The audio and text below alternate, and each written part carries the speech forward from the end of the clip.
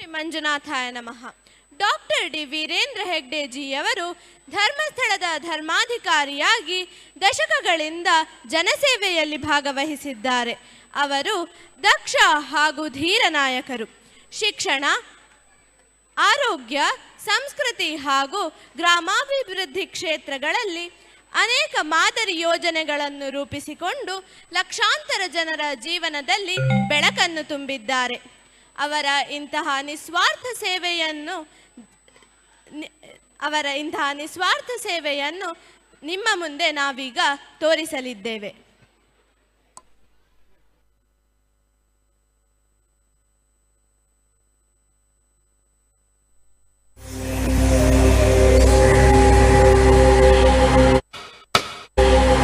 ಭೂಮಂಡಲಕ್ಕೆ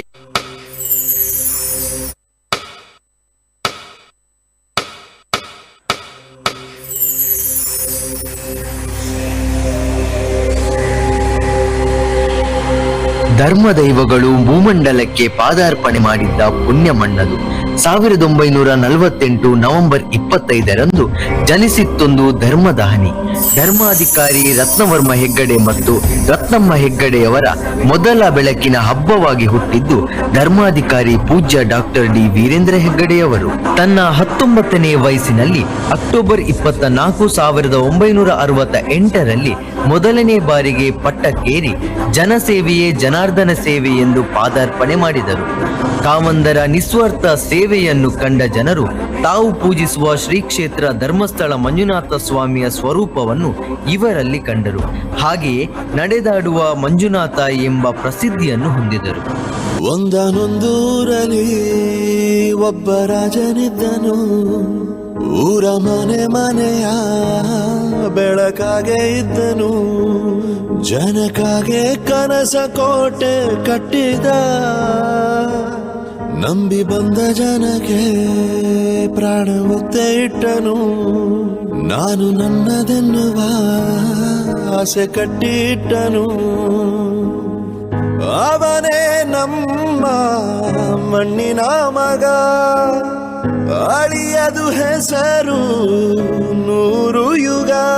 ಜನರೇ ಮೆಚ್ಚಿದ ಬಂಗಾರದ ಮನುಷ್ಯ. ಒಂದನೊಂದೂರಲ್ಲಿ ಒಬ್ಬ ರಾಜನಿದ್ದನು. ಊರ ಮನೆಯ ಬೆಳಕಾಗಿದ್ದನು.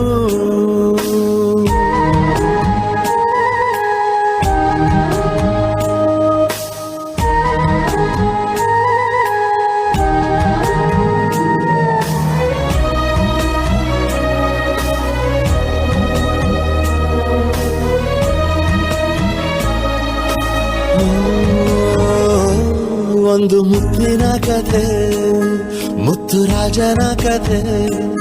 ನೀ ಹೋಗೋ ದಾರಿಗೆ ಹೂ ಬಿತ್ತಿದ ಕಥೆ. ನೀ ನಾಳೆ ನಂಬಿ ಬದುಕೋ ಕಂದ. ಯುವರಾಜ ನೀನು, ರಾಜವಂಶದವನು. ಒಳ್ಳೆತನ ಇರುವ ಒಳ್ಳೆ ಮನೆಯವನು. ಕಾದರು ನೋಡಲು ನಿನ್ನ ಮುಖ. ತಿಳಿಯೋ ಅವರ ಕಷ್ಟ ಸುಖ.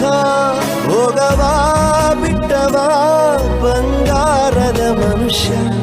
ಒಂದನೊಂದೂರಲ್ಲಿ ಒಬ್ಬ ರಾಜನಿದ್ದನು. ಊರ ಮನೆಯ ಬೆಳಕಾಗಿ ಇದ್ದನು. ಕಂಡು ಕೇಳರಿಯದ ಊರು, ಕಡು ಬಡತನದಿಂದ ಕೂಡಿದ್ದ ಅದೆಷ್ಟೋ ಕುಟುಂಬಗಳು, ಒಂದು ಹೊತ್ತಿನ ಊಟಕ್ಕೂ ತತ್ತರಿಸಿ ಹೋದಂತಹ ಜನತೆ. ಸಮ್ಯಕ್ ದರ್ಶನ ಜ್ಞಾನ ಚರಿತ್ರಾಣಿ ಎಂಬ ಶ್ಲೋಕದ ಅರ್ಥವೇ ತಿಳಿಯದ ಕುಗ್ರಾಮ. ನಗರದ ಸೌಂದರ್ಯವನ್ನೇ ನೋಡರಿಯದ ಕಣ್ಣುಗಳು ಇಂದಿಗೆ ಸುಂದರ ಬದುಕನ್ನು ಕಟ್ಟಿಕೊಂಡಿವೆ. ಜೀವನದಲ್ಲಿ ನಂಬಿಕೆ ಕಳೆದುಕೊಂಡ ಅದೆಷ್ಟೋ ಯುವಕ ಯುವತಿಯರಲ್ಲಿ ಆತ್ಮವಿಶ್ವಾಸವನ್ನು ಬಿತ್ತಿ ರೂಟ್ಸೆಟ್ ವೃತ್ತಿ ಕೌಶಲ್ಯ ತರಬೇತಿ ಸಂಸ್ಥೆಯ ಮೂಲಕ ನಿರುದ್ಯೋಗದ ಸಮಸ್ಯೆಯನ್ನು ನೀಗಿಸಿದವರು. 1982 ಶ್ರೀ ಧರ್ಮಸ್ಥಳ ಗ್ರಾಮಾಭಿವೃದ್ಧಿ ಯೋಜನೆಯ ಮೂಲಕ ಗ್ರಾಮಗಳ ಸರ್ವಾಂಗೀಣ ಅಭಿವೃದ್ಧಿಯ ಜೊತೆಗೆ ಆರ್ಥಿಕ ಸಬಲೀಕರಣ ಸಮುದಾಯ ಅಭಿವೃದ್ಧಿ ಕಾರ್ಯಕ್ರಮದ ಮೂಲಕ ಜನಸೇವೆಯಲ್ಲಿ ತೊಡಗಿಸಿಕೊಂಡವರು ನಮ್ಮ ಹೆಮ್ಮೆಯ ಕಾವಂದರು. ಹೀಗೆ ಸೇವೆಯಲ್ಲಿ ಸಾಗುತ್ತಿದ್ದ ಹೆಗ್ಗಡೆಯವರ ಜೀವನದಲ್ಲಿ 1973 ಬಾಳಿನಲ್ಲಿ ಬೆಳಕಿನಂತೆ ಬಂದವರು ಶ್ರೀಮತಿ ಹೇಮಾವತಿ ಅಮ್ಮನವರು. ಅಮ್ಮ ಎನ್ನುವ ಬೆಚ್ಚಗಿನ ಭಾವ, ಆ ಭಾವದಷ್ಟು ಅದ್ಭುತ ಸಂಗತಿ ಇನ್ನೊಂದಿಲ್ಲದಂತೆ ನಂಬಿ ಬಂದವರಿಗೆ ಮಮತೆ ನೀಡಿದರು. ಬ್ರಹ್ಮ ವಿಷ್ಣು ಶಿವ ಎದೆ ಹಾಲು ಕುಡಿದರೋ, ಅಮ್ಮ ನೀನೇ ದೈವ ಅಂತ ಕಾಲು ಮುಗಿದರೋ. ಬಾಡಿಗೆ ಒಂದೇ ಮನೆ, ಬಾಳೆಗೆ ಒಂದೇ ಗೊನೆ, ಭೂಮಿಗೆ ದೈವ ಒಂದೇನೆ ತಾಯಿ. ದಾರಿಗೆ ಒಂದೇ ಕೊನೆ, ರಾಗಿಗೆ ಒಂದೇ ತೆನೆ, ಸೃಷ್ಟಿಸೋ ಜೀವ ಒಂದೇನೆ ತಾಯಿ. ಬ್ರಹ್ಮ ವಿಷ್ಣು ಶಿವ ಎದೆ ಹಾಲು ಕುಡಿದರೋ, ಅಮ್ಮ ನೀನೇ ದೈವ ಅಂತ ಕಾಲು ಮುಗಿದರೋ. ಹೇಮಾವತಿ ಅಮ್ಮನವರ ಅಧ್ಯಕ್ಷತೆಯಲ್ಲಿ ಜ್ಞಾನ ವಿಕಾಸ ಕೇಂದ್ರಗಳನ್ನು ಸೃಜಿಸಿ ಅದರಲ್ಲಿ ಸರಿಸುಮಾರು 10,000ಕ್ಕಿಂತಲೂ ಅಧಿಕ ಕೇಂದ್ರಗಳನ್ನು ಸ್ಥಾಪಿಸುತ್ತಾ ಜನಸೇವೆಯಲ್ಲಿ ನಿರತರಾಗುತ್ತಾರೆ. ಹಾಗೆಯೇ 50ಕ್ಕೂ ಹೆಚ್ಚು ಶಿಕ್ಷಣ ಸಂಸ್ಥೆ, ಆರೋಗ್ಯ ಕೇಂದ್ರ, ಸಂಶೋಧನಾ ಕೇಂದ್ರ, ಟ್ರಸ್ಟ್ಗಳು ಜನರ ಏಳಿಗೆಗಾಗಿ ನಿರ್ಮಿಸಿ ಜನಮಾನಿಗಳ ಆಸರೆಯಾಗುತ್ತಾರೆ.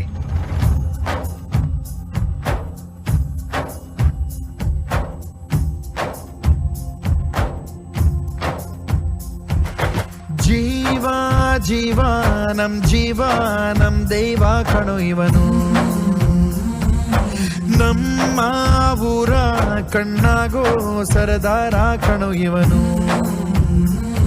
ನಿನ್ನ ನುಡಿಯ ಜಗ ಮೆಚ್ಚಿಕೊಳ್ಳಬೇಕು, ನಡಿಗೆ ನೋಡಿ ಕೈ ಎತ್ತಿ ಮುಗಿಯಬೇಕು. ಅಪರೂಪದ ಮಾಣಿಕ್ಯವೇ ನಮ್ಮೂರಿನ ದೊರೆ.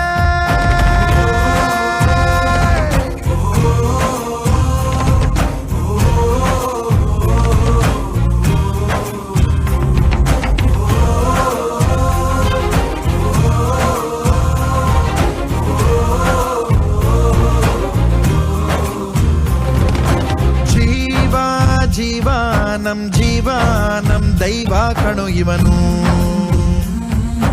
ನಮ್ಮ ಊರ ಕಣ್ಣಾಗೋ ಸರದಾರ ಕಣೋ ಇವನು.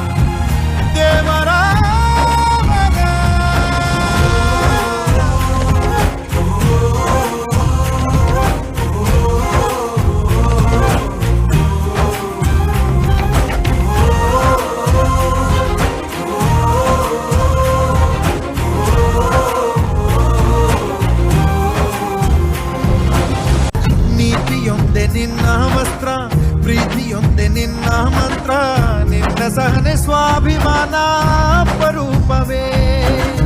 ದೂರವಿರಲಿ ಹತ್ತಿರವಿರಲಿ, ದೂರು ಅವರು ದೂರುತ್ತಲಿರಲಿ, ನಿನ್ನ ಹಾಗೆ ನೀ ನಡೆಯೋದೇ ನಿಜ ರೂಪವು. ಕಣ್ಣೀರಿಗೆ ಕಣ್ಣಲ್ಲಿ ಸ್ಥಳವಿಲ್ಲ, ನಿನ್ನ ರೆಪ್ಪೆಯ ಕಾವಲು ಇರುವಾಗ, ನೆತ್ತರಿಗೆ ಮಣ್ಣಲ್ಲಿ ನೆಲೆಯಿಲ್ಲ, ನೀ ಮಣ್ಣಿನ ಮಗನಾಗಿರುವಾಗ. ಮಹಾರಾಜನು ಎಲ್ಲಿದ್ದರೂ ಮಹಾರಾಜನೇ ತಾನೇ.